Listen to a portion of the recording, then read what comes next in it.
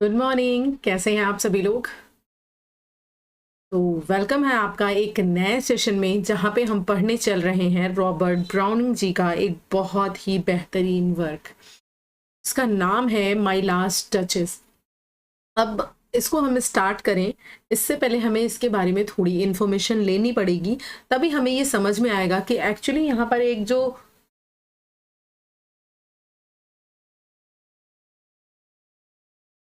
Husband है वो अपनी वाइफ के बारे में ऐसे क्यों बोल रहा है, ऐसे क्यों पोजीशन प्रेजेंट कर रहा है, आखिर क्या चीज़ है जो इस तरीके से वो दूसरों के सामने प्रेजेंट कर रहा है। तो इसको समझने के लिए बाकी सारी चीज़ें, इसका थोड़ा सा बैकग्राउंड देखना पड़ेगा। तो ये एक ब्यूटीफुल सी इमेज आप देख रहे हैं, ये है उनके डचेस की इमेज, यानी कि यही है वो लास्ट टचेस जिनके बारे में पूरी पोम में बात होने वाली है। ठीक है, एक्चुअली बात टोटली सिर्फ और सिर्फ इनके स्माइल पे है कि इनके स्माइल से इनके हस्बैंड परेशान थे। आगे आपको पता चलेगा क्या रीज़न है, क्यों परेशान थे। किसी के स्माइल से कोई कैसे ही परेशान हो सकता है, लेकिन ये थे भाई, तो यही होने वाला है। और अगर बात करें इसके फॉर्म की, तो ये एक ड्रामेटिक मोनोलॉग है। ड्रामेटिक मोनोलॉग में क्या होता है, एक साइलेंट लिसनर होता है जिसका पता हमें कैसे पता चलता है, जो पोम को नरेट कर रहा है, जो उसका नरेटर है, जो बोल रहा है, जो पूरे पोम को बोल रहा है, वो कहीं ना कहीं हमें उसका नाम लेकर या कुछ ऐसी लाइंस बोलकर हमें बताता है, सिग्निफाई करवाता है कि हाँ यहाँ पर कोई और है, किसी और की प्रेजेंस है जो साइलेंटली इसको सुन रहा है।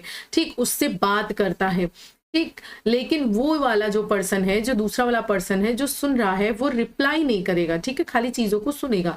तो ये आपका क्या है, ड्रामेटिक मोनोलॉग है। और बाकी चीजें आइए देख लेते हैं इसके बारे में, इसकी राइटिंग डेट एंड पब्लिकेशन वगैरह के बारे में। तो देखिए, ये देखिए राइटिंग डेट की अगर बात करें तो ये जो है 1841 से लेकर 1442 के बीच में जो है वो लिखा गया है। ठीक, 1841 से लेकर 1842 के बीच में लिखा गया है। एक्चुअली आप कहीं कहीं पे 41 मिलता है, और इसकी जो मेन पब्लिश डेट है वो आपसे पूछी जाती है। तो ये 1842 में पब्लिश हुआ था। रॉबर्ट ब्राउनिंग का एक कलेक्शन है ड्रामेटिक लिरिक्स। ठीक, इस कलेक्शन में पब्लिश हुआ था, collection dramatic lyrics published in the collection bells and pomegranates. Bells and pomegranates एक कलेक्शन था जिसमें ये कलेक्शन, इनका पोइट्री का कलेक्शन ड्रामेटिक लिरिक्स, ये पब्लिश हुआ था। उसी में ये पोम थी माय लास्ट टचेस। क्लियर है? क्लियर है, तो आगे बढ़ जाते हैं, बात करते हैं। जैसे कि मैंने आपको बताया इसके फॉर्म की कि ये क्या है, ये एक ड्रामेटिक मोनोलॉग है। ड्रामेटिक मोनोलॉग में होता क्या है, एक सिंगल, सॉरी, ड्रामेटिक मोनोलॉग में होता क्या है, एक सिंगल स्पीकर होता है। ठीक है, और यहाँ पर जो है वो स्पीकर का नाम क्या है, ड्यूक ऑफ फेरेरा। जो ड्यूक ऑफ फेरेरा है वो सिंगल स्पीकर है, एंड वो एक साइलेंट लिसनर को एड्रेस करेगा। ठीक, एक साइलेंट लिसनर को एड्रेस करेगा, सारी बातें बोलेगा, revealing his personality and the story of his last touches. यानी कि वो जो भी उसकी पर्सनालिटी है वो कैसे पता चलेगी, वो ये ऐसे थोड़ी बताएगा डायरेक्टली कि मैं ऐसा हूँ, मैं ऐसा हूँ। वो अपनी वाइफ के बारे में, अपनी लास्ट टचेस के बारे में डिस्क्राइब करेगा, तो उससे ही उसका जो कैरेक्टर है वो निकल कर आएगा, पता चलेगा कि आखिर ये बंदा है कैसा। और वहां पर वो अपनी लास्ट टचेस की स्टोरी बताता है। हॉलमार्क ऑफ ब्राउनिंग स्टाइल, ये जो इनका लास्ट डचेस है, ये बहुत बहुत बहुत ही ज़्यादा फेमस, बहुत ज़्यादा इनका एक कह सकते हो आपकी वैल्यूएबल वर्क है, जो कि ड्रामेटिक मोनोलॉग के लिए बहुत ज़्यादा फेमस है। तो अब आपको समझ में आ गया कि ड्रामेटिक मोनोलॉग क्या होता है और ये पोम क्यों ड्रामेटिक मोनोलॉग है, समझ में आ गई। अब बात करते हैं इसके स्ट्रक्चर की। ठीक है, तो जो स्ट्रक्चर है वो क्या है, वर्स फॉर्म में है, यानी कि राइम्ड आइएम्बिक पेंटामीटर में है, जिसे कि आप हीरोइक कपलेट भी बोल सकते हो।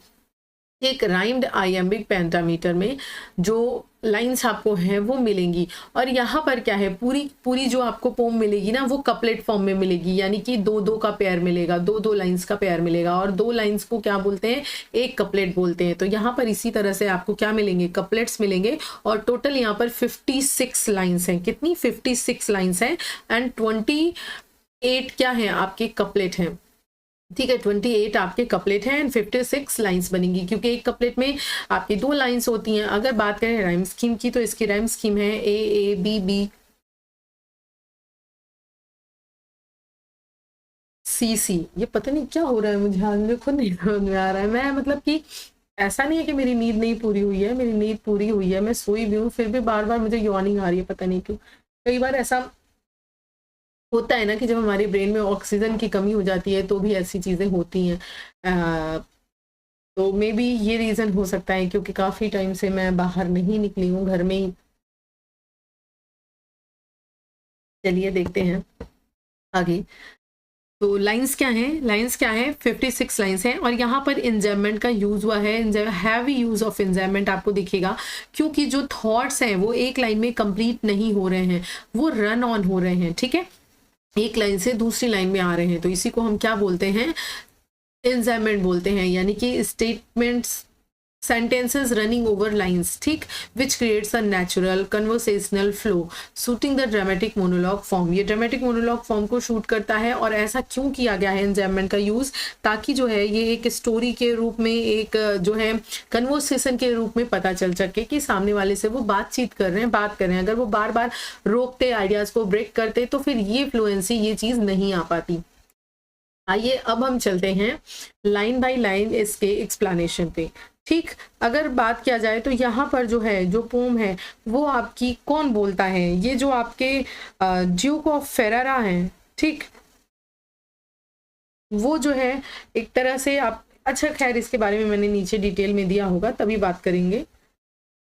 चलिए अभी देख लेते हैं हम इस पोम को। इसमें वो क्या कह रहे हैं कि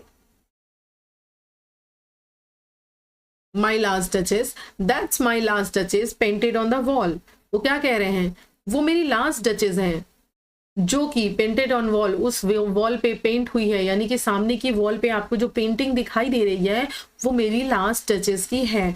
looking as if she is sever life, यानी कि देखो उसे, देखने में ऐसा लगता है जैसे कि मानो वो बिल्कुल कैसी हो, जीवित हो, अलाइव हो। ऐसा तो लग ही नहीं रहा इस पिक्चर को देखकर कि इसकी डेथ हो गई है। इसको देखो तो ऐसा प्रतीत होता है, ऐसा मालूम पड़ता है जैसे कि ये क्या है, अलाइव है, जीवित है, ठीक। आगे देखिए, I call that piece a wonder now, एक second, I call that a piece of a wonder now Frau Pandolf's hand worked busily a hand and there she stand। अब यहाँ पर वो क्या कह रहे हैं कि इसको, ये जो पेंटिंग है, आई कॉल, मैं क्या बुलाता हूँ इस पेंटिंग को, इस पेंटिंग को मैं बुलाता क्या हूँ, मैं इस पेंटिंग को एक वंडर बुलाता हूँ, यानी कि मैं इसे क्या मानता हूँ, आश्चर्य मानता हूँ, और पीस ऑफ वंडर मानता हूँ, क्योंकि ये इतनी ब्यूटीफुल है, इतनी सुंदर है कि इसको देखकर लगता है जैसे अभी बोल पड़ेगी, एकदम जिंदा, अलाइव लगती है। इसीलिए मैं इसको क्या, पीस ऑफ वंडर बुलाता हूँ। नाउ फ्रॉ पेंडोल्फ्स हैंड वर्क बिजली अ डे, यानी कि फ्रॉ पेंडोल्फ का जो हैंड है वो पूरे एक दिन बिजी रहा है इस काम को करने के लिए। And there she stand, and देखो अब वो क्या है, खड़ी है, आपके सामने खड़ी है। यानी कि ऐसा नहीं है कि ये जो पेंटिंग है ये घंटे 2 घंटे में बन गई हो, 4 घंटे में बन गई हो।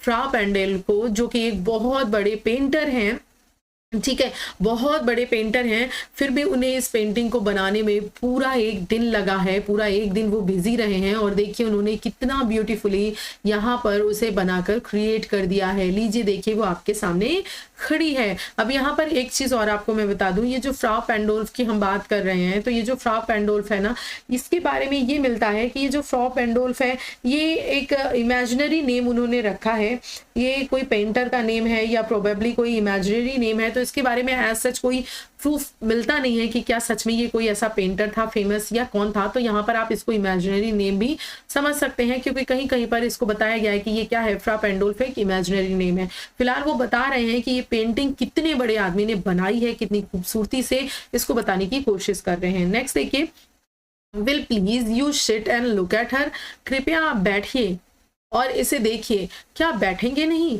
बैठ जाइए, खड़े क्यों हैं, बैठिए और बैठकर इसको देखिए, इस पेंटिंग को देखिए। आई सेड, मैंने कहा, फ्रॉ पैंडोल्फ बाय डिजाइन, यानी कि ये जो फ्रॉ पैंडोल्फ की डिजाइन है, जैसे कि फ्रॉ पैंडोल्फ में डिजाइन क्या है बनाया है, उसे आप बैठिए और देखिए। For never read stranger like you, यानी कि आपके जैसे स्ट्रेंजर ने कभी भी इसे रीड नहीं किया है, यानी कि इसकी जो भाव भंगिमा है, जो इसके चेहरे पे जो एक्सप्रेशन है, जो देख कर ये बिल्कुल अलाइव लगती है, उस पिक्चर को, दैट पिक्चर काउंटेंस, काउंटेंस मतलब उस फेस की जो उसकी स्माइल है, या जो फिर आप कह सकते हो कि उसको देखकर जो भी हाव भाव पता चलते हैं उसको, यानी कि ये जो पिक्चर है, इस पिक्चर की जो भाव भंगिमा है, जो एक्सप्रेशंस हैं, इसको अभी तक किसी स्ट्रेंजर ने नहीं पढ़ा है, यानी कि नहीं गौर से देखा है। The depth and the passion of its earnest glance, यानी कि ये जो है ये उसकी नजरों की, यानी कि जो गंभीर नजरों की गहराई है और जो उसका जुनून है, इन सारी चीजों को आपके अलावा यानी कि किसी और स्ट्रेंजर ने इनको नहीं पढ़ा है, नहीं देखा है। तो आइए बैठिए, आप इसको देखिए। But to myself they turned, अब वो कह रहे हैं कि वो जो वहां पर जो एक कैरेक्टर है जो उनके लिए रिश्ता लेकर आया हुआ है, ठीक, वो जो रिश्ता लेकर आया है वो क्या करता है, जैसे ही वो ये बोलते हैं, पहले तो पेंटिंग दिखाते हैं कि वॉल पे देखो ये पेंटिंग मेरी वाइफ की है, मेरी लास्ट टचेस की, और देखो ये कितनी खूबसूरत है, ऐसा लगता है मानो बिल्कुल जीवित है और अभी ही बोल पड़ेगी। और आपको पता है ये पेंटिंग कोई ऐसी वैसी नहीं है, इस पेंटिंग को बनाने में पूरा का पूरा 1 दिन लगा है, वो भी फ्रॉ पैंडोल्फ का पूरा 1 दिन लगाया है। और ये देखिए इस तरह से बनकर खड़ी हो गई है। तो आप देखेंगे नहीं इसको, आइए देखिए, बैठिए, बैठकर देखिए, बैठेंगे नहीं आप। और आपको पता है कि जिस तरह आप इसे देख रहे हैं ना, उस तरह से किसी स्ट्रेंजर ने अभी तक इसे पढ़ा नहीं है, इसे देखा नहीं है, इसकी भाव भंगिमा को देखा नहीं है, इसके गहराई को, जो इसकी नजरों की गहराई है, जो इसकी स्माइल है, इसको किसी ने अभी तक देखा और पढ़ा नहीं है, यानी कि देखा नहीं है आप। तो वो जब ये बोलते हैं ना, तो but to myself they turn, वो कह रहे हैं कि इतना सुनते ही वो जो पर्सन है जिसको ये वो पेंटिंग दिखा रहे हैं, वो क्या होता है, वो उनकी तरफ क्या होता है, टर्न होता है, उनकी तरफ क्या करता है, मुड़ता है। ठीक, मुड़ गया। अब आगे ब्रैकेट में देखिए कुछ चीज वो कह रहे हैं, since none puts by the curtain I have drawn for you but I, वो कह रहे हैं कि अभी तक किसी ने भी वो जो पर्दा है ना, जो मैं लगाए रखता हूँ उसकी पेंटिंग के आगे कि ताकि उसे कोई देख ना पाए, उस पेंटिंग के आगे जो पर्दा है, जो कर्टन है ना, द कर्टन, उस कर्टन को भी आई हैव ड्रॉन फॉर यू, मैंने सिर्फ आपके लिए इसे ड्रॉन किया है, यानी कि खींचा है, खोला है, इस पर्दे को हटाया है। सिंस नन पुट्स बाय, यानी कि कोई और इसे नहीं हटा सकता, बट आई, यानी कि केवल मैं, सिर्फ मैं ही इस पर्दे को हटाता हूँ, और किसी की इतनी हिम्मत नहीं है कि वो इस पर्दे को जो है कभी भी यहाँ से हटा सके, खींच सके, मेरी डचेस की पेंटिंग को देख सके। लेकिन इस पर्दे को मैंने आपके लिए हटाया है, सिर्फ आपके लिए।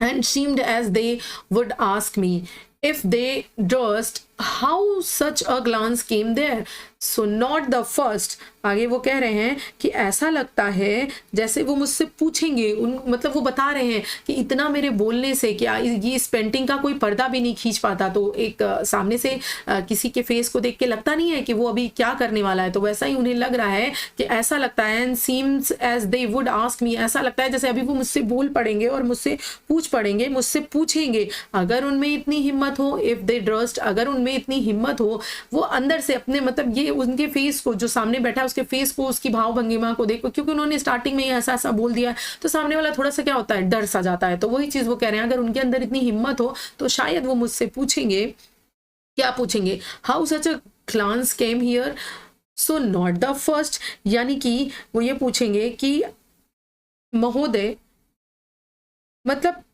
अगर उनमें इतनी हिम्मत होगी तो ऐसी नजर वो कहां से कैसे आई, तो आप पहली बार नहीं जो मुड़कर मुझसे ऐसा पूछेंगे। वो यही कह रहे हैं कि अगर how such a glance came there, यानी कि ये जो उसकी नजरें हैं, हो सकता है उनके अंदर अगर हिम्मत हो तो वो मुझसे पूछेंगे कि ये जो ग्लांस है, ये जो नजरें हैं, ये कहाँ से ऐसे आई। सो नॉट द फर्स्ट, तो तुम कोई पहले नहीं होगे, यू आर, ठीक है। Are you to turn and ask thus, यानी कि तुम कोई पहले नहीं होगी, पहली बार जो मुड़कर मुझसे ऐसा पूछ रहे हो। कोई ऐसी कोई बहुत वंडर की बात नहीं है कि तुम इस पेंटिंग को देखकर मुझसे पूछ सकते हो कि मुड़कर कि कैसे इनकी नजरों में इतनी गंभीरता है, क्या है। तो कोई बात नहीं है, तुम कोई पहले नहीं हो जो इस तरह से इन चीजों को देखकर पूछ सकते हो, ठीक है।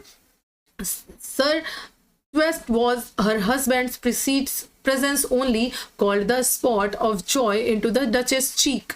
Perhaps Frau Pandolf chased to say her mental lap। आगे देखिए वो कह रहे हैं कि मतलब महोदय केवल उनके पति की उपस्थिति ने ही डचेस के गाल पर खुशी का निशान नहीं छोड़ा है।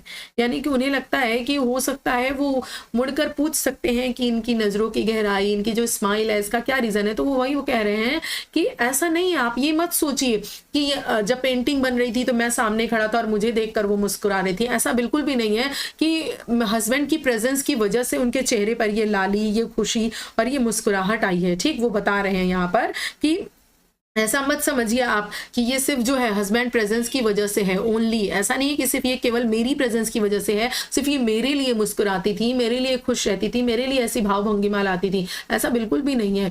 Call the spot of the joy into the duchess cheek, यानी कि डचेस की चीक पर जो जॉय है, जो खुशी है, जो स्माइल है, उसके बारे में वो कह रहे हैं, बता रहे हैं।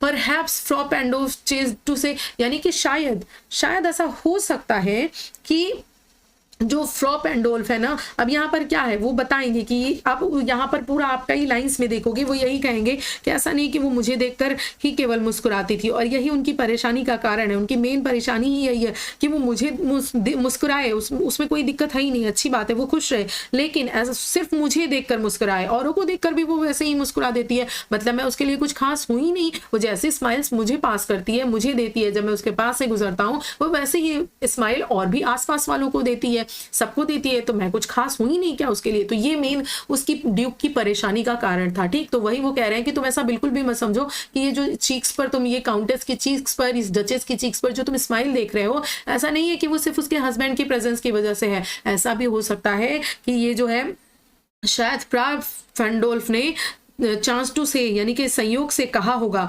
हर मेटल लैप, मतलब जो एक होता नहीं है गर्ल्स जो आप शॉल कह सकते हो, कुछ काइंड ऑफ ऐसा लेती हैं जो आपने स्टार्टिंग में पिक्चर में देखी होगी। जैसे मैं आपको पीछे चलती हूँ, दिखा देती हूँ ताकि आपको इजीली समझ में आ जाए कि वो आखिर बात किसके बारे में कर रहे हैं।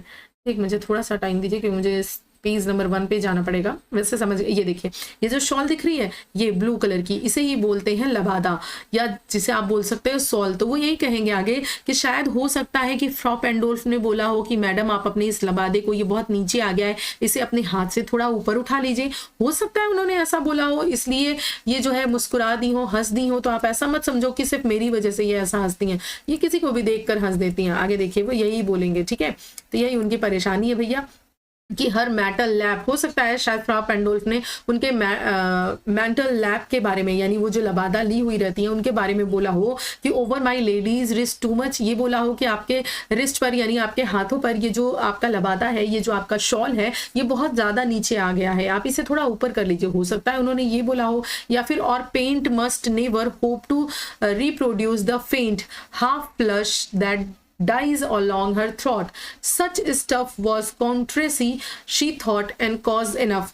ठीक, आगे देखिए उसके बाद वो बोलेंगे कि या फिर पेंट को कभी भी उनके गाल के साथ फीके आधे लालिमा को फिर से बनाने की उम्मीद नहीं करनी चाहिए। ठीक, यानी कि जो पेंट कर रहे हैं उनको वो यही कह रहे हैं कि ऐसी उम्मीद नहीं करनी चाहिए, ऐसा नहीं सोचना चाहिए कि फिर से जो है वो उनके हाफ फ्लश, मतलब जो उसकी स्माइल है, जो उसकी पिंकिश ग्लो है, उन चीज़ों के बारे में बात कर रहे हैं कि पेंट को कभी भी, यानी कि कभी भी पेंट को ऐसा नहीं सोचना चाहिए। हो सकता है उन्होंने ये बोला हो कि पेंट को कभी भी उनके गालों के फीके आधे लालिमा को फिर से बनाने की उम्मीद नहीं करनी चाहिए। हो सकता है उन्होंने ये चीज़ें बोली हो, तो आखिर मतलब उन्होंने कुछ तो बोला है जो वो पेंट कर रहे थे, उन्होंने इसकी वजह से वो हंसी होंगी। ये मेरी वजह से नहीं हंस रही हैं, ये शायद इस वजह से हंस पड़ी होंगी, इनके चेहरे पर ये लालिमा इस कारण से होगी। सच स्टफ वॉच काउंटर्स, यानी कि वो कह रहे हैं ऐसी बातें शिष्टाचार की थी, उसने सोचा, और खुशी के उस निशान को जगाने के लिए पर्याप्त कारण था। यानी कि कॉज इनफ, यानी कि उसने सोचा होगा कि ये जो चीज़ें बोल रही हैं ये शिष्टाचार की चीज़ें हैं, ये ऐसा बोल रहे हैं तो मुझे स्माइल करना चाहिए, और ये सोचकर उसने मुस्कुरा दिया होगा। उसको लगा होगा कि ये शिष्टाचार है, मुस्कुरा दिया होगा, और यही एक कॉज है, ये एक इनफ कारण है उसके मुस्कुरा देने का, उसके खुश होने का, उसकी स्माइल का। जो ये आप स्माइल देख रहे हैं ना, ये एक कारण हो सकता है। ठीक है, ये एक पर्याप्त कारण हो सकता है उसके खुशी के इस निशान का। आगे देखिए, for calling up that spot of Joy, यानी कि वो जो उसकी हंसी है उसका ये कारण हो सकता है भैया कि उन्होंने ये चीज़ें बोली होंगी, इसलिए वो शिष्टाचार के रूप में ऐसे मुस्कुरा दी होगी। She had a heart, how shall I say, उसके पास, कैसे मैं कहूँ, उसका दिल था, मैं कैसे कहूँ, ठीक, यानी कि शी हैड हर्ट, उसके पास एक दिल था, शैल आई से, मैं कैसे कहूँ, टू सून मेड ग्लैड, यानी कि जो बहुत जल्दी खुश हो जाता था, यानी उसके पास एक ऐसा दिल था जो बहुत जल्दी खुश हो जाता था। रानियों को, उनके कहने का मतलब जो काउंटेस, जो रानियां होती हैं, उनको ऐसा थोड़ी होना चाहिए कि कोई कुछ भी बोल दे, थोड़ा सा भी बगल से पास हो जाए, स्माइल दे दे तो उसे देखकर मुस्कुरा देना चाहिए। ऐसा नहीं, रानियों को ऐसा होना चाहिए था जो बिल्कुल शिष्टाचार में रहे, जो किसी को देखकर मुस्कुराए नहीं, किसी से बातें ना करें, सिर्फ अपने हस्बैंड को देखकर मुस्कुराए, ऐसा होना चाहिए था। ठीक है, तो वही वो कह रहे हैं कि उसके पास एक दिल था, मैं कैसे बताऊं आपको कि वो बहुत जल्दी खुश हो जाता था, वो दिल उसका बहुत जल्दी खुश हो जाता था। टू इजिली इम्प्रेस्ड, बहुत जल्दी वो क्या हो जाता था, प्रभावित हो जाता था, बहुत आसानी से। She liked what ever she looked, यानी कि जो भी चीज वो देखती थी उस चीज को वो पसंद करने लगती थी तुरंत, यानी उसको जो भी दिखाई देता था, चाहे कोई सामान हो, चाहे कोई व्यक्ति हो, चाहे कोई आसपास से गुजर रहा हो, कोई भी चीज वो तुरंत ही उसको पसंद आने लगती थी। भला कहीं ऐसा भी होना चाहिए। And her looks went everywhere, यानी कि और जो उसकी नजरें हैं, लुक्स यानी यहाँ पर नजरों से है कि उसकी जो, जब आपने काउंटेबल एंड अनकाउंटेबल नाउन पढ़ा होगा तो आप समझे होंगे कि कोई वर्ड्स ऐसे होते हैं जिनका प्लूरल बनाने पर उनकी मीनिंग चेंज हो जाती है। तो यहाँ पर वही है कि अगर लुक्स की बात करें तो यहाँ पर बात हो रही है नजरों की, कि उसकी जो नजरें हैं ना, वेंट एवरीवेयर, यानी कि हर जगह जाती थी, वो हर कुछ निहारती रहती थी। समझ में आ रही है आपको कि ये जो क्या कहते हैं, जो इस पोम को बोल रहा है, जो आपका जियो फेरेरा है, वो एक्चुअली कर क्या रहा है, मतलब वो अपने लास्ट डचेस के बारे में बता रहा है। आप सोचिए किसी औरत की अच्छाई, किसी औरत का सबके साथ एक प्लीजिंग बिहेवियर ही उसकी डेथ का कारण बन जाता है। यानी कि वो इतना मुस्कुराती थी, हंसती थी, इसीलिए उसको वो मरवा देता है, उसकी पेंटिंग बनवा के रखता है, और वो पेंटिंग किसी को देखने भी नहीं देता, मतलब हद है इस टाइप का पोजीशन उसके पास था, वो इतना पजेस था। तो वो वही वो कह रहा है कि भैया उसके पास बहुत ही ऐसा दिल था जो बहुत जल्दी खुश हो जाता था, हर कुछ देखता रहता था। ऐसा नहीं कि वो सिर्फ मुझे ही देखकर खुश होता था। वो फ्रा पेंडोल्फ ने कुछ बोला होगा कि अपना शॉल ऊपर कर लो, या तुम्हारे गालों की लालिमा, कुछ भी बोला होगा तो वो मुस्कुरा दी होंगी। ऐसे थोड़ी होता है कि एक राजकुमारी को ऐसे ही मुस्कुरा देना चाहिए। आगे देखिए, sir that it's all one my favour at her breast, the dropping of the daylight in the west, the walk of cherries, some officious fool brooked in the orchard, for her the white mule। आगे देखिए, आगे वो क्या कहेंगे, वो कहेंगे कि महोदय ये सब एक ही था उसके लिए, वक्ष स्थल पर मेरा अनुग्रह, पश्चिम में दिन के उजाले का गिरना, किसी दुष्ट मूर्ख ने उसके लिए बाग में चेरी की टहनी तोड़ दी।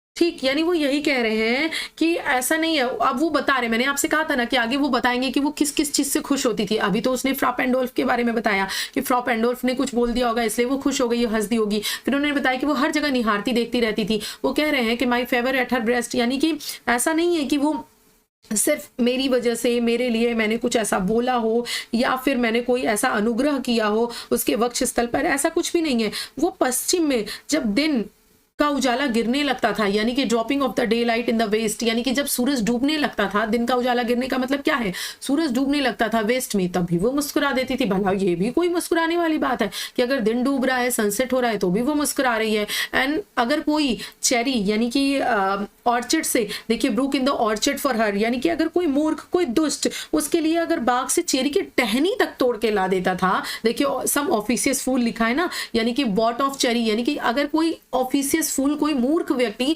उसके लिए ऑर्चर्ड से यानी टहनियों से चेरी भी तोड़ कर ला देता था, तो बताओ वो उस पे भी मुस्कुरा देती थी। ये भी क्या कोई मुस्कुराने वाली बात है? आगे देखते हैं। एक सेकंड रुक जाइए, कोई नॉक कर रहा है डोर पे, मैं ओपन करके आती हूँ।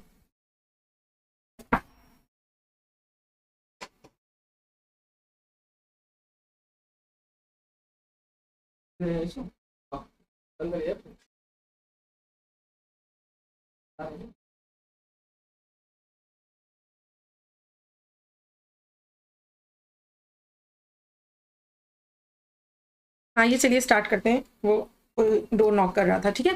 तो फिर वो क्या कह रहे हैं, वो यही कह रहे हैं कि अगर कोई उसके आसपास से भी गुजर जाता था, सनसेट हो जाता था, तो इन सब चीजों पे कोई उसके लिए चेरीज तोड़ कर ला देता था, तो बताओ इतनी सी बात पे वो क्या हो जाती थी, खुश हो जाती थी। फिर द वाइट म्यूल, यानी कि सफेद खच्चर, म्यूल मतलब खच्चर, वो सफेद खच्चर, she road with round the terrace, यानी जिस पर बैठकर वो छत पे चारों तरफ घूमती थी, सवारी करती थी।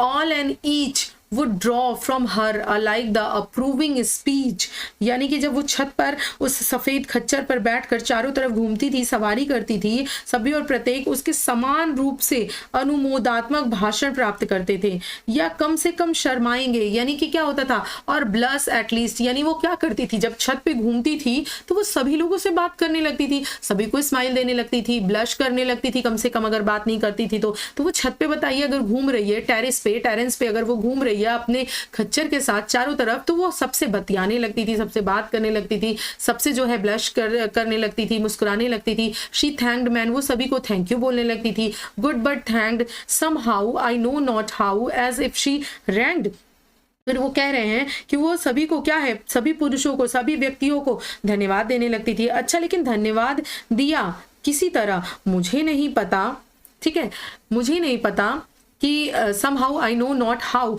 धन्यवाद दिया मुझे नहीं पता, as if she ranked my gift of a 900 years old name with anybody's gift, यानी कि मैंने भी उसे गिफ्ट दिया था, तो उसने किया क्या, सुनिए तो आगे। वो कह रहे हैं कि वो और पुरुषों को धन्यवाद देती थी, चलो ठीक है उसने सबको धन्यवाद दिया, मैं समझ सकता हूँ, लेकिन मुझे नहीं पता कि मानो उसने मेरे 900 साल पुराने नाम के उपहार को भी किसी और के उपहार के बराबर माना हो। ठीक, यानी वो यही कह रहे हैं कि वो मेरा 900 साल पुराना नाम है, यानी कि ऐसा नहीं है कोई वस्तु है, उनका नाम है, यानी कि उनके विरासत 900 साल पुरानी है। वही वो कह रहे हैं कि वो मेरी डचेस थी, उसको इस बात की डिग्निटी तो बनाए रखनी थी, वो सबके साथ हंस मुस्कुरा देती थी, ऐसा थोड़ी होता है। उसने सबके उपहार देने पर वो वैसे ही थैंक यू बोलती थी जैसे मुझे बोलती है। तो मुझे नहीं पता उसने मेरे 900 इयर्स ओल्ड जो नाम है, जो मेरी विरासत है, उसको उसने किसी और के गिफ्ट के साथ मतलब समान समझ लिया, उसी के बराबर उसने समझ लिया। बताओ, मेरा नाम क्या सबके गिफ्ट के बराबर है? आगे देखिए, who stood to blame this short of trifling, आगे वो कह रहे हैं कि इस तरह की तुच्छता पर दोष लगाने के लिए कौन गिरेगा, यानी कि कौन है जो इस तरह की तुच्छता करेगा। Even had she skill in speech which I have not, यानी कि इवन ऐसा ही नहीं कि वो सिर्फ मुस्कुराती ही थी, बल्कि उसके पास, यहाँ तक कि उसके पास कौशल भी था, एक स्किल भी थी। और वो कैसी स्किल थी? इन स्पीच, बोलने की, सबसे मीठा मीठा बोलती थी, बात करती थी हमेशा हर टाइम छत पर, टेरेस पर, और मर्दों से और पुरुषों से। विच आई हैव नॉट, जो कि मेरे पास नहीं है, मेरे पास वो स्पीच का नॉलेज, वो स्किल, वो चीज़ मेरे पास नहीं है। अगर मेरे पास भी वो स्किल होती तो मैं उसे मना कर देता ना कि तुम मुस्कुराओ मत सबके सामने, लेकिन मेरे पास वो स्किल नहीं है, तो भैया स्किल ले आ लेते, है ना। इन्होंने क्या किया, इनके पास स्किल नहीं है तो इन्होंने मरवा ही दिया सीधे उसको। तो आगे देखिए, to make your will quite clear to such an one and say just this or that in you disgust me, here you miss or there excluded the mark, and if she let herself be listened or nor plainly set। ठीक, तो अब आगे पढ़ें यहां से। चलिए, तो तब तक मैं एक घूंट पानी पीती हूँ और आप जो है सोचिए, जरा सोचिए कि मतलब क्या हालात थी उस समय भी। औरतों को मतलब जीने तक का अधिकार नहीं था, शांति से ना किसी से बात कर सकती हैं, ना देख सकती हैं, ना बोल सकती हैं। वो तो हंसता रहा होगा, तो परमिशन लेके हंसता रहा होगा, है ना, अपनी डचेस से कि मैं, वो फला लड़की जा रही है, फला औरत जा रही है, फला आदमी जा रहा है, उससे मैं बात करके क्या मुस्कुरा लूँ, क्या हंस दूँ, ऐसा होता था। मतलब लिटरली समाज चेंज, तब से अब तक भी वही चीजें हैं, ऐसा नहीं है कि चीजें चेंज हो गई। आप देखिए औरतों की स्थिति यहाँ पर दिखाई गई है। ब्राउनिंग ने क्या दिखाने की कोशिश की है, ये बहुत ही बेहतरीन पोएम है। इसमें उन्होंने मतलब पोर्ट्रे किया है, बताया है, प्रेजेंट किया है कि औरतों की स्थिति है क्या। अभी भी वो अपने हस्बैंड्स की, अपने जो भी उनके हैं पर्सन, उनकी वो गुलाम है। अभी भी उनको इजाज़त चाहिए हर चीज़ की, इवन किसी से बात करने की, किसी के साथ हंसने की, कुछ करने की, हर चीज़ की उनको इजाज़त लेनी पड़ती है, हर चीज़ को उनको इजाज़त चाहिए। आगे देखिए, वो यही कह रहे थे कि भैया उसके पास तो स्किल है, क्या है, बोलने की स्किल है, ऐसी वाणी जो मुझे अपनी इच्छा ऐसे व्यक्ति के सामने पूरी तरह स्पष्ट नहीं करनी और कहना है आपकी बस यही बात या वो बात मुझे घृणास्पद लगती है। आप यहाँ चूक जाते हैं और वहाँ लक्ष्य से आगे निकल जाते हैं।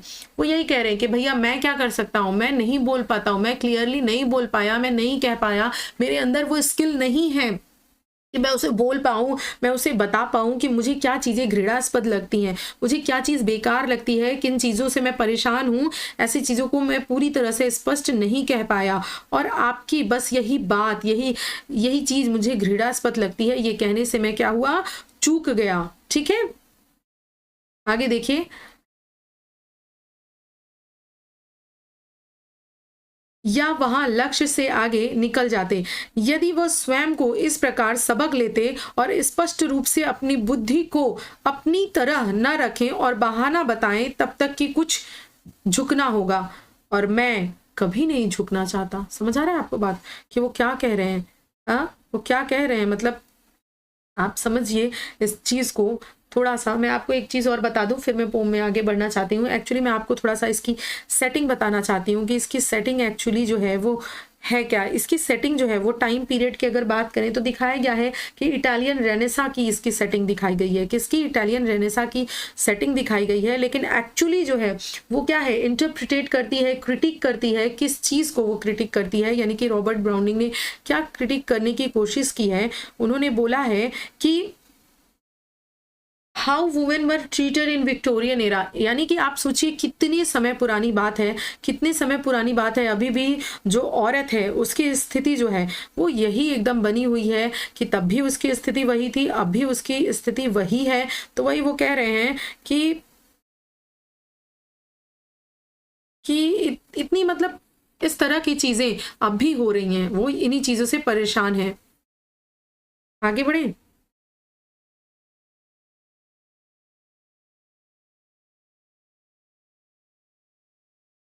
चलिए, तो अब हमें क्या देखना है।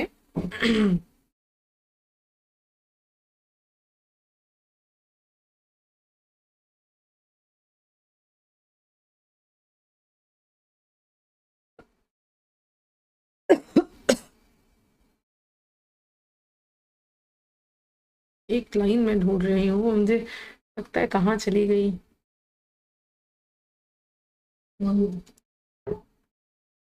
मिल गई, यही वाली लाइन। ये क्या है, उन्होंने बोला ना कि उसने मेरे 900 ईयर्स ओल्ड जो भी मेरा वजूद था, जो मेरा एक औहदा था, जो मेरा नाम था, उस गिफ्ट को उसने सबके गिफ्ट के बराबर समझ लिया। अब वो क्या बोलेगा, वो ये बोलेगा कि who is to blame this short of trifling, यानी इतनी छोटी सी बात के लिए, इतनी तुच्छ चीज के लिए कौन इतना नीचे झुके, कौन इतना नीचे झुक कर उसे टोके। यानी कि सोचिए, आप सोचिए वो कितना मतलब अपने आप को कितना इंसल्टिंग और कैसा फील कर रहा है। उसे लग रहा है कि इतनी छोटी सी बात के लिए मैं इतना नीचे झुकूं और मैं उससे बोलूं कि तुम सबसे हंसा मत करो। मैं ये बिल्कुल भी नहीं कर सकता। इतनी छोटी चीज के लिए मैं बिल्कुल भी नहीं उसके सामने झुक सकता कि मैं इन चीजों के लिए उसे डांटूं। फिर आगे देखिए, even had you skill in speech which I have not to make your will.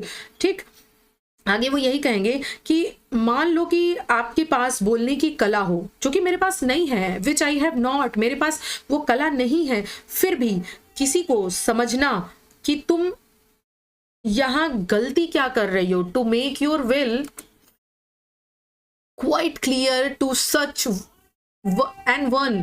ठीक, यानी कि जस्ट दिस और that in you disguise me, यानी कि वो यही कह रहे हैं कि तुम मतलब गलती क्या कर रही हो इस चीज को। मतलब अगर मैं मान भी लेता हूं कि चलो मेरे पास बोलने की कला नहीं है, जो कि तुम्हारे पास है, वो बोल सकती थी, तुम बोल सकते हो, फिर भी किसी को समझाना कि तुम यहाँ गलती क्या कर रही हो, यानी कि मेरे पास ये कला नहीं, मैं इतना नीचे नहीं गिर सकता।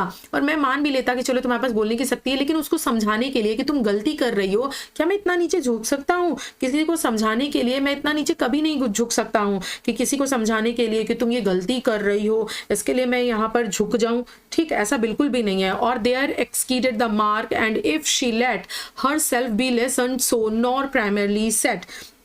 वो यही कहेंगे कि ये तुम्हारी ये बात मुझे पसंद नहीं है, और अगर वह यह सब कुछ चुपचाप मान भी लेती, यानी कि वो यही कह रहे हैं कि मैं भैया उसे बताने के लिए कि उसकी गलती ये है, उसे बताने के लिए मैं झुक नहीं सकता। मैं पहली बात तो मेरे अंदर ये बोलने की एबिलिटी नहीं है, ये स्किल नहीं है मेरे अंदर। मान लो अगर ये स्किल मेरे अंदर होती भी, फिर भी मैं जो है इतनी तुच्छ चीज के लिए उसके सामने झुक जाता, बिल्कुल भी नहीं झुक पाता। और मैं ये क्या उससे कहता कि ये तुम्हारी गलती है। ठीक, और क्या मैं जो है ये उसे बोलता कि मुझे तुम्हारी ये चीजें पसंद नहीं है, यानी कि तुम जो ये करती हो इन चीजों को मैं तुम्हारी पसंद नहीं करता हूँ। And if she let herself be lesson, so lesson मतलब क्या होता है कि मान लो अगर मैं मान लेता कि मैं ये सब कुछ अगर बोल भी देता और मैं मान लेता कि वो मान भी जाती, वो एक अच्छी वाइफ होती, मेरे मना करने पे मान लो वो मान भी जाती कि चलिए ठीक है मैं आज से नहीं मुस्कुराऊंगी, मैं नहीं कहूंगी, फिर भी ठीक। यहाँ पर देखिए नॉट प्राइमरली सेट, फिर भी यहाँ पर वो यही कह रहे हैं कि चलो मानता हूं कि मैं अगर मतलब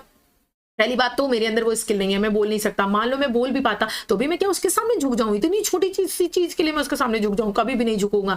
मान लो मैं उसे ये बताऊं कि तुम्हारी ये गलती है, तुम लोगों से मुस्कुराती हो, बिल्कुल नहीं। अगर मान लो कि मैं उसे इन चीजों के बारे में बताऊं, कहूं कि तुम चुप रहा करो, मौन रहा करो, ऐसे मत मुस्कुराया करो, किसी के सामने ऐसे मत किया करो, और मुझे ये सब चीज तुम्हारी पसंद नहीं है, क्या मैं उससे बोलूंगा? कभी नहीं। जबकि मुझे पता होगा कि वो इन चीजों को लेसन यानी मान भी लेती मेरी इन बातों को, फिर भी her wits to yours forsooth and make excuse even thy would be some stopping and I choose never to stoop।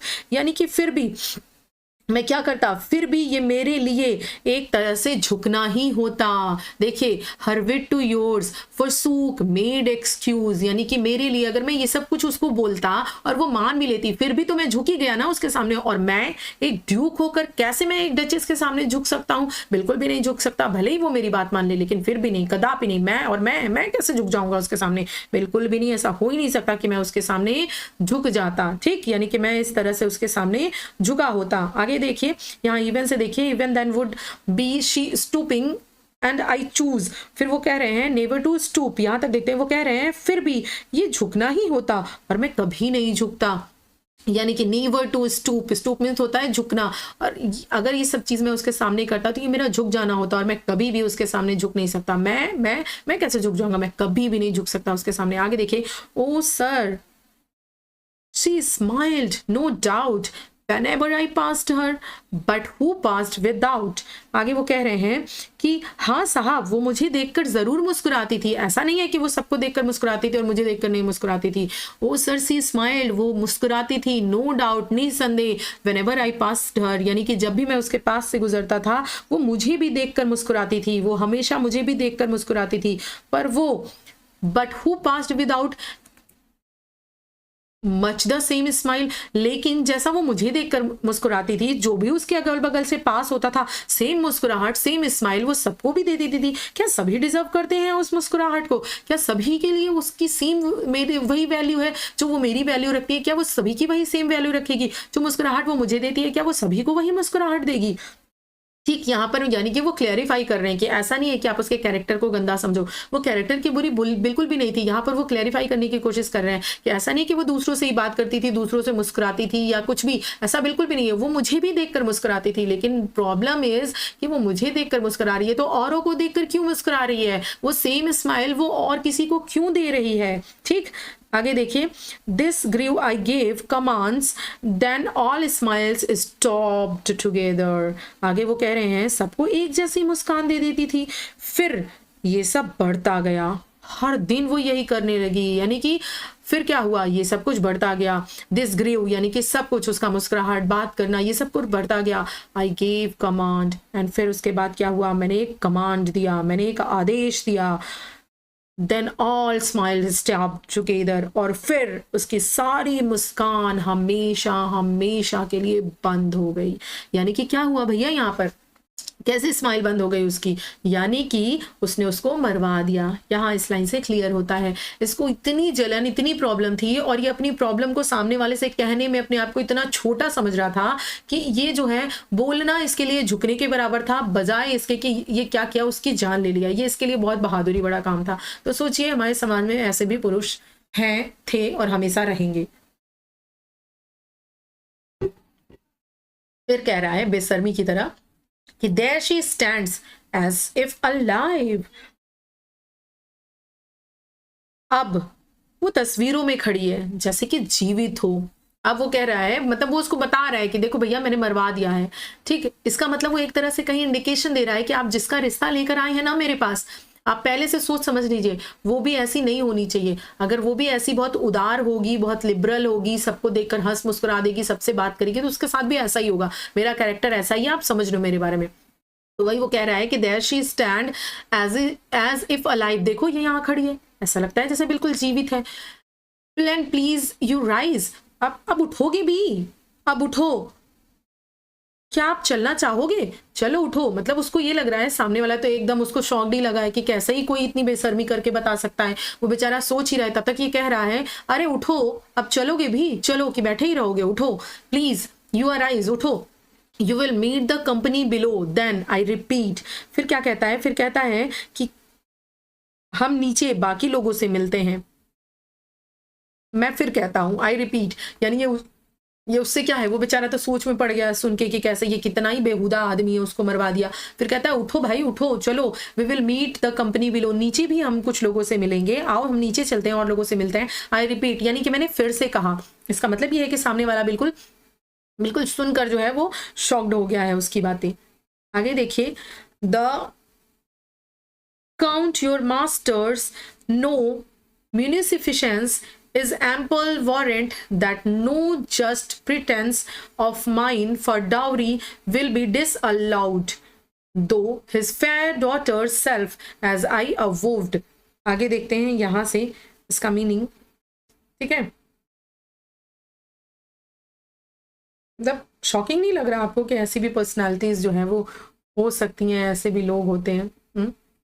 फिर वो कह रहा है the count of masters no, यानी कि आपके स्वामी की ज्ञात उदारता इस बात का पर्याप्त प्रमाण है। यानी कि वो किसकी बात कर रहा है, अब वो उसकी बात कर रहा है। वो लोग पेंटिंग से चले गए, पेंटिंग के बारे में उसने सब कुछ बता दिया। अब वो उनसे कह रहा है कि वो जो आया हुआ है वहां पर, जो मैसेंजर है, जो मैसेज लेकर आया है या जो रिश्ता लेकर के आया है, उसके लिए तो वो कह रहा है कि तुम्हारे जो मास्टर हैं, यानी कि जिन्होंने अपनी बेटी का रिश्ता लेकर तुम्हें भेजा है, वो मास्टर जो हैं कैसे हैं, बहुत ही दयालु हैं।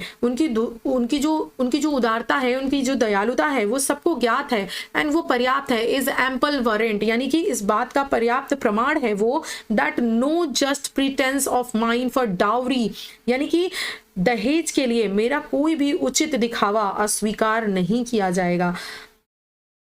हालांकि दो हर फेयर डॉटर सेल्फ, यानी कि हालांकि उसकी गोरी बेटी का स्वरूप एज आई अवोव्ड, जैसा कि मैंने कहा, वो यही कह रहा है कि भले तुम्हारे जो स्वामी हैं वो उदार हैं और उनकी इस उदारता को हर कोई जानता है, फिर भी ये इस बात का प्रमाण है कि दहेज के लिए मेरा कोई उचित दिखावा, मतलब मैं जो भी दहेज मांगूंगा, जो भी मैं डिमांड करूंगा ऑफ माइन फॉर डाउरी, यानी डाउरी के लिए मैं जो भी डिमांड करूंगा, विल बी डिसअलाउड। ऐसा नहीं है कि वो डिसअलाउड होना चाहिए, यानी कि तुम्हें वो चीज देना पड़ेगा, वो अस्वीकार नहीं किया जाना चाहिए। यहाँ पर वो बता रहा है उसको, अब तुम जिसका रिश्ता लेकर आए हो, तुम्हारे स्वामी बहुत उदार हैं, अच्छी बात है, उनके बारे में सब जानते हैं, ये इस बात का मतलब पर्याप्त प्रमाण है कि मैं जो भी डाउरी मांगूंगा वो उन्हें देना पड़ेगा, वो उसके लिए अस्वीकार नहीं कर सकते। हालांकि उनकी बेटी जो है वो गोरी स्वरूप की है, यानी सुंदर है, फेयर है, गोरी है, जैसा कि मैंने कहा, एज आई अवोव्ड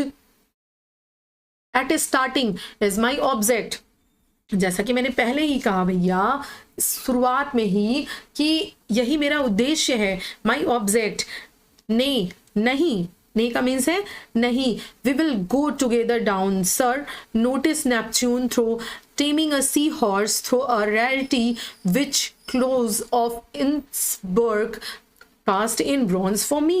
आगे वो ये कह रहे हैं हम साथ साथ नीचे चलेंगे महोदय, आइए अब हम नीचे चलते हैं।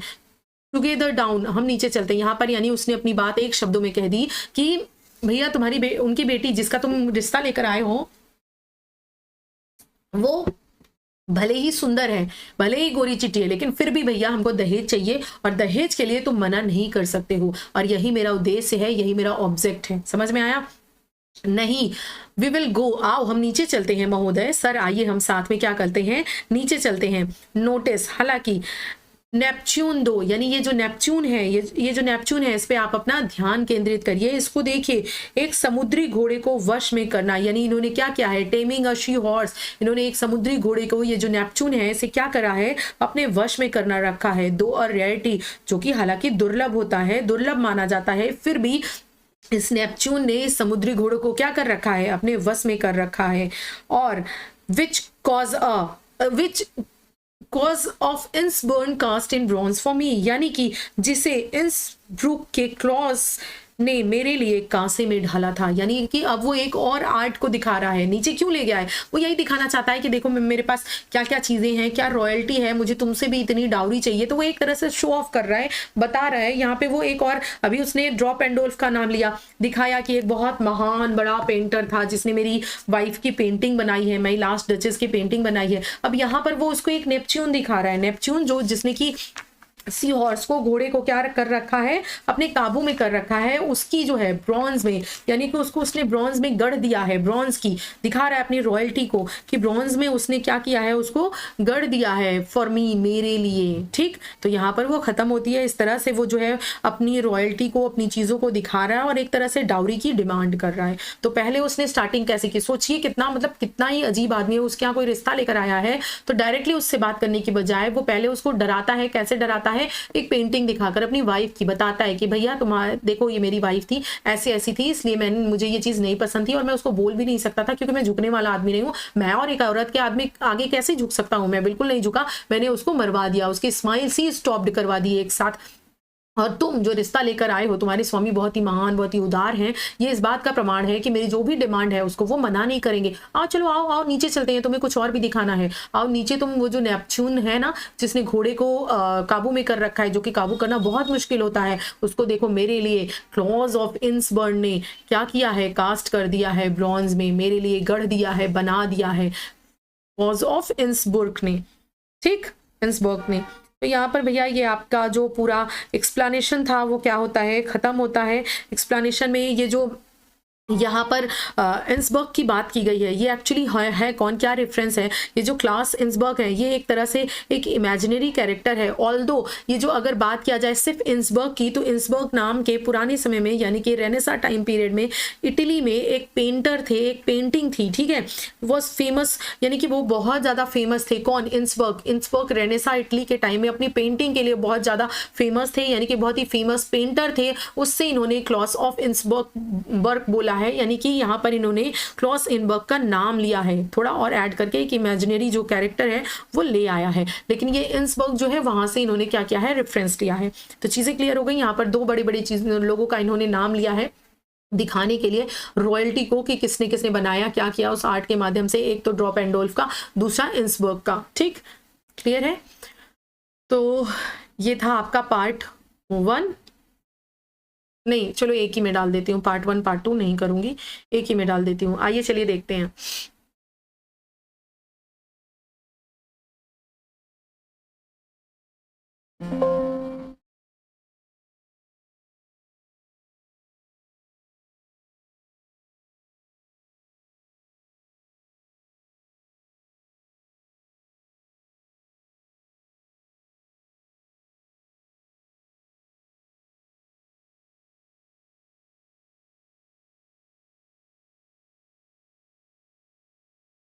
तो देखिए ड्रामेटिक मोनोलॉग है, इसको क्या मैं और ज़्यादा एग्जैजरेट करूं, क्योंकि मैंने इसको आपको स्टार्टिंग में ही बता दिया है कि ड्रामेटिक मोनोलॉग क्या होता है। एक सिंगल स्पीकर होता है जो रिवील करता है अपने थॉट्स को टू अ साइलेंट लिसनर। वो जो लिसनर है वो बोल नहीं सकता, वो बोलेगा नहीं, चुपचाप सारी चीज़ों को क्या करेगा, सुनता रहेगा। ठीक है, यहाँ पर ड्यूक क्या है, वो ड्यूक जो है वो क्या है, बता रहा है, बोल रहा है, और ये क्या कर रहा है, अपनी पर्सनालिटी को, अपने प्राइड को, अपनी जेलिसी को, अपनी क्रूअलिटी को डायरेक्टली बताने की बजाय, डायरेक्टली एड्रेस करने की बजाय, उसने इनडायरेक्टली उस पिक्चर के माध्यम से, उस पेंटिंग के माध्यम से बताया है कि मैं कितना क्रूअल, कितना जेलस और कितना प्राइड हूँ। तो वो जो लड़की आएगी उसको भी ये सब चीज़ें समझ कर रखनी होंगी और मुझे डाउरी देना पड़ेगा। तो सेकेंड है आपका आयरनी। आयरनी क्या है, जैसे I give commands then all smiles stop together. यहाँ पर देखिए क्या है, the duke casually say this line but it strongly implies he had his wife killed. यहाँ पर क्या है, बात तो स्माइल की जा रही है ना, कि मैंने उसकी सारी स्माइल एक साथ बंद कर दी, चुप करा दी। इसका मतलब ये क्या है, ये क्या कर रहा है, वो अपनी वाइफ को किल करा रहा है, मार रहा है। द काम tone contrast with the horror of action, यानी कितना ये काम टोन है ना, कितनी अच्छी सी लाइन है कि आई gave commands then all smiles stopped together। ऐसा लग रहा है जैसे उसने मुस्कुराना बंद कर दिया हो, लेकिन यहाँ तो हुआ क्या, कितनी क्रूएलिटी इस लाइन से दिख रही है कि कितना क्रूअल वो पर्सन है। इतनी ब्यूटीफुल सी लाइन इतनी क्रूएलिटी को प्रेजेंट कर रही है कि उसने मरवा दिया अपनी वाइफ को। तो ये क्या है, ये आपका आयरनी है। आयरनी में वही होता है कि जब चीजें क्या है intended meaning is different from the literal meaning, यानी इसकी लिटरल मीनिंग तो कुछ और है इन दो लाइंस की, लेकिन जो इसकी मीनिंग निकल रही है वो अलग ही निकल रही है, कुछ और निकल रही है, एक्सपोज कर रही है किसी चीज को या क्रिटिक कर रही है। यहाँ पर वो उस ड्यूक को क्या कर रही है, एक्सपोज कर रही है, उसकी क्रुएलिटी को एक्सपोज कर रही है। तो ये आपका आयरनी हो गया। नेक्स्ट है मेटाफर। मेटाफर तो आपको कई बार बता चुकी हूँ क्या होता है, यह है डेफिनेशन।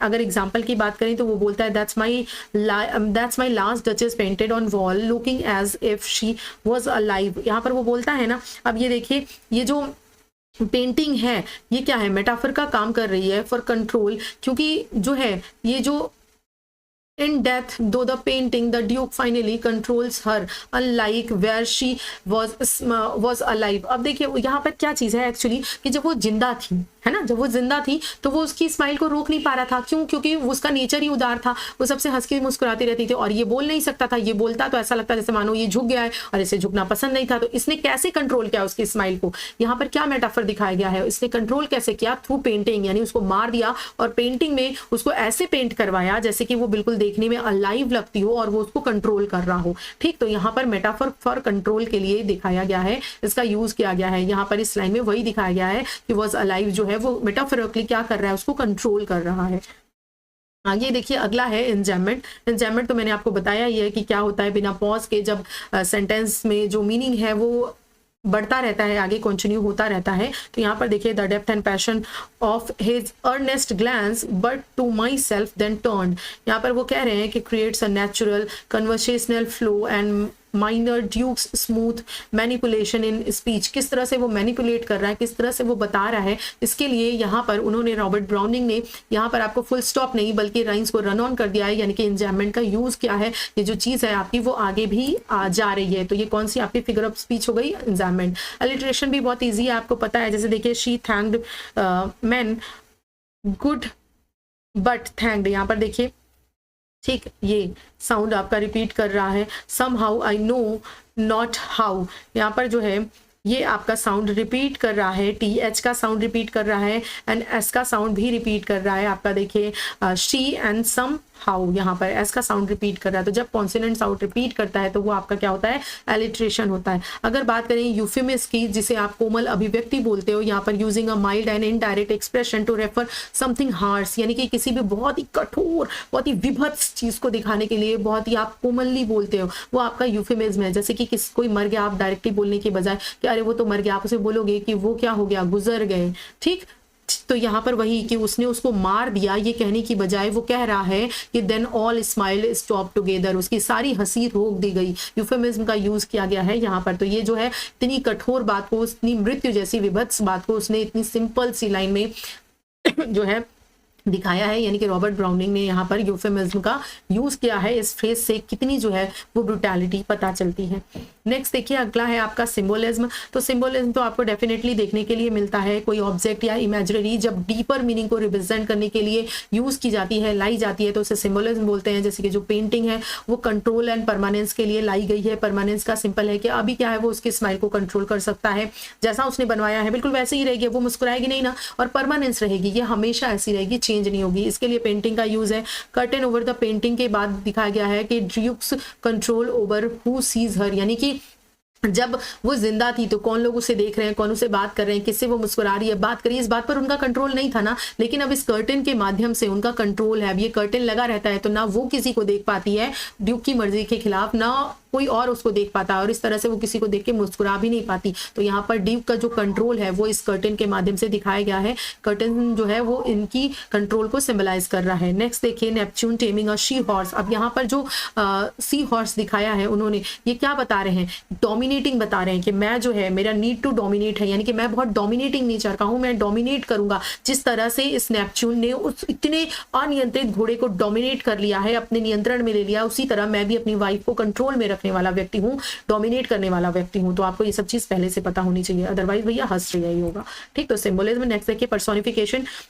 पर्सोनिफिकेशन का यूज है जब human qualities non human things को दी जाती हैं। जैसे there she stands as see alive. अब यहाँ पर क्या बोला गया है, ऐसा लगता है जैसे मानो वो खड़ी हो इस पेंटिंग में और बिल्कुल जिंदा हो। तो यहाँ पर उसको बिल्कुल कैसे दिखाया गया उस पेंटिंग को, जैसे कि उसके अंदर लाइफ और ह्यूमन प्रेजेंस है, वो सच में जीवित है, ऐसा दिखाया गया। तो उसको क्या किया गया, उस पेंटिंग को पर्सोनिफिकेशन दिया गया है। फिगर ऑफ स्पीच है। यहाँ पर बात करें आपका सिजुरा है, ये क्या है, एक पॉज होता है विद इन अ लाइन, एक लाइन के अंदर पॉज होता है, ऑफन मार्क्ड बाय पंक्चुएशन, जैसे कि she had a heart dash, how shall I say, यहाँ पर देखिए कितना पॉज आ रहा है ना, 1 2 3 पॉज आ रहा है, तो ये क्या रिफ्लेक्ट कर रहा है, duke's hesitation and clear careful choice of words hinting at his manipulating nature. ये जो हेजिटेट कर रहा है बोलने के लिए कि उसके पास एक ऐसा दिल था जो बहुत जल्दी खुश हो जाता था, ये चीज भी वो अच्छे से नहीं बोल पा रहा, खुश कर तारीफ नहीं कर पा रहा है अपनी वाइफ की, यहाँ पर हेजिटेट कर रहा है, यहाँ पर उसका मैनिपुलेटिंग नेचर दिख रहा है कि कितना वो मतलब दुष्ट इंसान है। इसके लिए तो क्या क्या वर्ड निकल रहे हैं बता भी नहीं सकती मैं। सिनेक्डोकी एंड मेटोनमी की बात करें तो इसमें क्या होता है कि अंश से पूर्ण और संबंध से संबोधन दिखाया जाता है, यानी कि जब कोई भी चीज है उससे उसका रिलेशन दिखाया जाए तो आपका मेटोनिमी है। सिनोक्डोकी जब किसी भी चीज को, छोटी चीज का नाम लेकर, मतलब कि उसके पार्ट का नाम लेकर उसके होल को प्रेजेंट किया जाए, जैसे कि my gift of a 900 year old name. अब यहाँ पर देखिए उसका जो नाम है, उसकी जो हेरिटेज है, जो उसकी फैमिली का एक स्टेटस है, उसको इसने इस तरीके से प्रेजेंट किया है, ठीक है, अपने नेम के माध्यम से। ये जो नेम आया है, ये नेम क्या सजेस्ट कर रहा है, उसकी फैमिली की हेरिटेज को, कि कितने समय से वो लोग राज कर रहे हैं। And metonymy using an attribute and associates to represent the whole, ठीक, पूरे को प्रेजेंट करने के लिए कि अभी तक जितने लोगों ने शासन किया है, जितने सालों का उनका शासन रहा है, उसको ये नेम जो है वो क्या है, प्रेजेंट कर रहा है।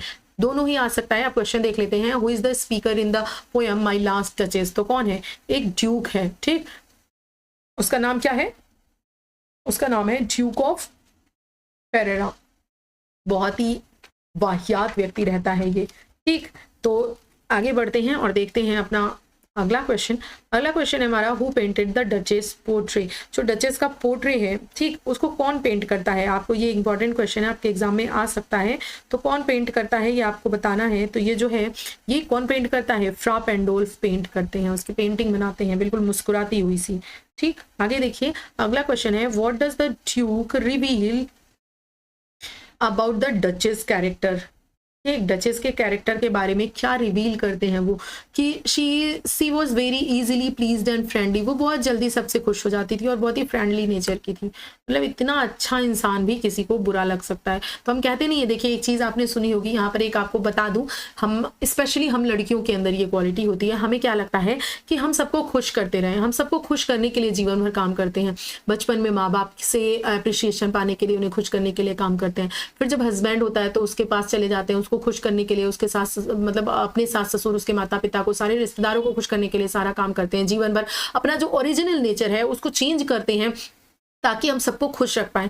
बट देखिए ये पोएम अपने आप में आपको सजेस्ट कर रही है गर्ल्स कि आप कभी भी किसी को खुश नहीं कर सकते। जब इतनी खुशी, इतनी अच्छे दिल वाली वुमेन नहीं किसी को खुश कर पा रही है तो क्या, यानी कि कोई भी किसी का खुश होना ना खुश होना ये पर्टिकुलरली उस व्यक्ति की पर्सनालिटी पे डिपेंड करता है। आप हो सपोज दैट और मैं हूं, तो ये मेरी पर्सनालिटी पे डिपेंड करता है कि मैं आपको पसंद करूं या ना पसंद करूं। अगर मैं पॉजिटिव पर्सन हूं, मेरी अच्छी थिंकिंग है, मैं एक अच्छी इंसान हूं, तो मैं आपको पसंद करूंगी। अदरवाइज आप कितने भी अच्छे हो, मैं आपको नहीं पसंद करूंगी, क्योंकि मेरे अंदर ही खोट है, वो खोट आपके अंदर नहीं है। तो अपने अकॉर्डिंग, मतलब सबके अकॉर्डिंग अपने आप को ढालना बंद करिए, अपनी जिंदगी अपने अकॉर्डिंग जिए, पढ़िए, समय निकालिए कहीं से भी सबको खुश रखने के लिए, कि सबका काम टाइम परफेक्ट कर दें, बिल्कुल किसी को कोई कमी ना होने पाए, सबके कपड़े प्रेस करके रख दें, जूते चप्पल दे दें, मोजे दे दें, वॉलेट दे दें, ये कर दें वो कर दें, आप कभी किसी को खुश नहीं रख पाओगे। मेरे कहने का मतलब ये नहीं कि भैया आप ये सब काम मत करो। क्लियरली मैं आपको ये बताना चाहती हूँ कि आपको जो करना है आप व्हाटएवर वो करो, सारा दिन सेवा करो, लेकिन अपने पढ़ने के लिए 6 घंटे निकाल लो, बस 6 घंटे हर दिन अगर आप पढ़ रहे हो, उसके बाद आपको जैसे करना है वैसे करो, जिसको चाहे जिसको उसको खुश करना है खुश करो, लेकिन अपने लिए समय निकालो, नहीं तो आपकी पूरी जिंदगी बीत जाएगी, कोई खुश भी नहीं होगा और आपको लगेगा कि काश मैं पढ़ाई कर ली होती। तो ये जो है ना, ये जो एक्चुअली ये जो पोम है ना, ये आपको इतना बड़ा मैसेज दे रही है। इस मैसेज को अपनी लाइफ में ले आइए, यही मतलब है चीजों को पढ़ने का, जब हम उसको पर्सनली अपनी लाइफ में ढाल पाए तभी तो मतलब है। नहीं, किताबी ज्ञान का कोई मतलब नहीं है जब तक आप उसको अपनी रियल लाइफ में नहीं ले आते हो। तो ले आइए, किसी को प्लीज करने की जरूरत नहीं है, आप जैसे हो वैसे रहो। अगर वैसे आपको कोई एक्सेप्ट कर रहा है तो अच्छी बात है, नहीं तो कोई बात नहीं। अब देखो ये चीज थोड़ा मेरे लिए भी है, जैसे कि मैं आपके लिए वीडियोस ले आती हूँ, तो अब ये आपके ऊपर डिपेंड करता है कि आप कैसे हो, आप लाइक कर रहे हो या नहीं लाइक कर रहे हो, ये आपकी पर्सनैलिटी है, ठीक। कि इतनी मेहनत करने के बाद भी कोई बंदा आपके लिए फ्री में कोई चीज प्रोवाइड करा रहा है, ले आ रहा है, उसके बाद भी अगर आप नहीं लाइक कर रहे हो, तो यहाँ पर पता है आप अपनी पर्सनैलिटी दिखा रहे हो कि मतलब हम ऐसे हैं कि कोई चीज हमें कोई फ्री में देके जा रहा है और हमारी जबान थक जा रही है उसको थैंक यू बोलने में, एक लाइक करने में। हाँ, यहाँ तो लोगों को पेड में भी लोग थैंक यू करते नहीं थकते हैं। ठीक, तो खैर आप देख लो अब आपको क्या करना है, लाइक करना है नहीं करना है, मुझे फर्क नहीं पड़ता, मेरा जो ड्यूटी है मैं वो कर रही हूँ। देखिए, तो 4th नंबर है, ये थोड़ा मैसेज था जो मुझे देना था, जो कि मैंने दे दिया आपको। बाकी आप देखो, what happen to the duchess according to the duke. वो क्या करता है, अरे भैया उसको मार देता है, उसकी जो स्माइल है उसको स्टॉप कर देता है, अपनी कमांड देकर, आदेश देकर, इसकी स्माइल बंद करो भैया, इसकी हत्या कर दो, मार दो इसे। What does the Duke seem to value the most? किस चीज़ को वो ज़्यादा वैल्यू करता है? ना ही आर्ट और पोइट्री के लिए उसका कोई मतलब नहीं है, काइंडनेस वाइंडनेस तो कोई मतलब ही नहीं रखते उसके लिए, फ्रीडम इक्वालिटी का तो मतलब ही नहीं है कि उसको किसी और के बात करने से इतनी प्रॉब्लम हो रही है, हंसने से प्रॉब्लम हो रही है। तो वो क्या, बस और बस वो पावर और कंट्रोल का भूखा है, वो दूसरों को बस कंट्रोल करना चाहता है। नेक्स्ट देखिए, what poetic form is my last duchess written in. तो किस में लिखी है, ड्रामेटिक मोनोलॉग में लिखी हुई है, इन राइम्ड कपलेट। ध्यान रखोगे कि इन राइम्ड कपलेट में लिखी हुई है। नेक्स्ट देखिए, what literary device is used in the line then all smile stopped together. ये क्या है, ऑब्वियसली आयरनी है। ठीक, क्योंकि इतनी स्मूथ सी बात में आपको इतना कटाक्ष, इतना अजीब सी चीज, इतना कटु सत्य जो है वो इसमें दिख रहा है। नेक्स्ट देखिए, what does the Duke show the listener at the end of the poem. क्या दिखाता है उसे, ब्रॉन्ज दिखाता है, ब्रॉन्ज का एक स्टैचू ऑफ नेपच्यून दिखाता है, नेपच्यून की एक मूर्ति दिखाता है ब्रॉन्ज की, कि उसको देखे भैया कि देख लो जैसे ये कंट्रोल किया वैसे मैं भी कंट्रोलिंग नेचर का हूँ, मैं भी कंट्रोल करूंगा। What is the main theme of my last duchess. Main theme है power, control and jealousy. And आपकी लाइफ में ऐसा कोई पर्सन हो ना, तो उसे तो बिल्कुल ही तुरंत गेट आउट कर देना चाहिए, उसके हिसाब से कंट्रोल नहीं होते रहना चाहिए। क्योंकि अगर सामने वाले को अपनी फ्रीडम प्यारी है तो आपको भी तो अपनी फ्रीडम प्यारी है। आप दूसरे के अकॉर्डिंग क्यों चेंज होगे, क्या वो आपके अकॉर्डिंग चेंज होने के लिए तैयार है? अगर वो भी तैयार है then it's okay, then fine, नहीं तो फिर कोई मतलब नहीं है। आप कुछ गलत तो नहीं कर रहे हो ना, हाँ आप कुछ गलत करो तो बात अलग है, आप कुछ गलत तो कर नहीं रहे हो। Who is the silent listener in the poem. Silent listener कौन है, द कोर्ट्स रिप्रेजेंटेटिव है, वो आया है रिश्ता लेकर के। ठीक है, फिर देखिए, what does the duke's attitude towards his last duchess reveal about his character. क्या पता चलता है, अरे भैया ये पता चलता है कि वो बहुत कंट्रोलिंग, प्राउड एंड एरोगेंट था अपनी वाइफ को लेकर। उसको इतनी सी बात बोलने में कि तुम दूसरे को देख के मत मुस्कुराया करो, उसको लग रहा था कि मैं इसके सामने झुक जाऊंगा, और मैं कैसे एक औरत के सामने झुक सकता हूँ। ठीक है, तो ये हो गया आपका। एक और चीज़ बता देती हूँ आपको, जैसे कि ये तो मैंने आपको बताया ही है कि रॉबर्ट ब्राउनिंग की ये जो पोएम है वो 1842 में ड्रामेटिक लिरिक्स में प्रकाशित हुई थी, और ये जो कविता है वो आपकी आइएम्बिक पेंटामीटर में 28 जो है वो राइमिंग लाइंस में लिखी गई है, राइमिंग कपलेट में लिखी गई है। और कविता के पहले जो फेरेरा जो है, जो उपलेख आता है, वो क्या दिखाता है, वो इस बात को दिखाता है कि जो आपका वक्ता है संभवतः वो कौन है, वो फेरेरा का 5वां ड्यूक है। यानी कि ये जो ड्यूक ऑफ फेरेरा है ना, ये कौन सा 5वें नंबर का ड्यूक है, क्योंकि आपने देखा था ना कि इनकी 900 साल, कितनी साल पुरानी हेरिटेज थी, ये कब से शासन कर रहे हैं। तो ये कौन है, ये 5th ड्यूक है, यानी कि ड्यूक ऑफ फेरेरा 5वें नंबर का है, अल्फोंसो द्वितीय डी स्टेट हैं। ठीक, इनका नाम है अल्फोंसो द्वितीय ठीक, अल्फोंसो द्वितीय इनका नाम है। ये ड्यूक ऑफ फेरेरा हैं, 5th नंबर के, 5वें ड्यूक ऑफ फेरेरा हैं। और अपनी 25 वर्ष की आयु में टस्कनी के ग्रैंड ड्यूक कोसिमो प्रथम डी मेडिसी और एलोनोरा डी टोरेंटो की 14 वर्षीय पुत्री Lucrezia D Cosimo de Medici से विवाह किया था। नाम भी नहीं याद हो रहा है। ठीक है, ये जो यहाँ पर जो लास्ट डचेस है ना, उसका नाम बताया गया है, जो कि 14 ईयर्स की थी, वो 25 साल के थे तब उन्होंने शादी की थी। ठीक है, तो वो चीज यहाँ पर बताया गया है।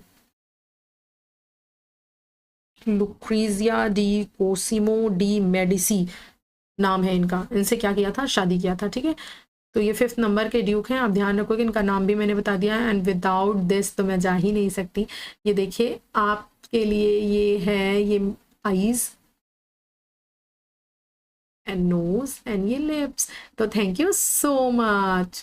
ये लिप्स तो गंदे से बन गए, बट कोई बात नहीं, चलिए स्माइलिंग फेस है ना, आप इतना समझ लेना। ठीक, तो क्या है, आप बहुत खुश रहिए, मुस्कुराते रहिए और अपने लिए लाइफ में काम करिए। हमेशा किसी और के अकॉर्डिंग अपने आप को चेंज मत करिए। मैं यही मैसेज देना चाहूँगी कि बिल्कुल क्या करिए, खुश रहिए। और मेरी वीडियोस में आप लास्ट तक बने रहे, इसके लिए आपका दिल से शुक्रिया। Thank you so much, thanks. Next session में हम मिलेंगे इनकी अगली ही पोम के साथ। बाकी आपको सारी चीज़ें डिटेल में मैं करवाऊंगी। लाइक शेयर एंड सब्सक्राइब कर दीजिएगा। काम है मेरा कहना, मैं कह दे रही हूँ, बाकी आपकी मर्जी। Thank you so very much.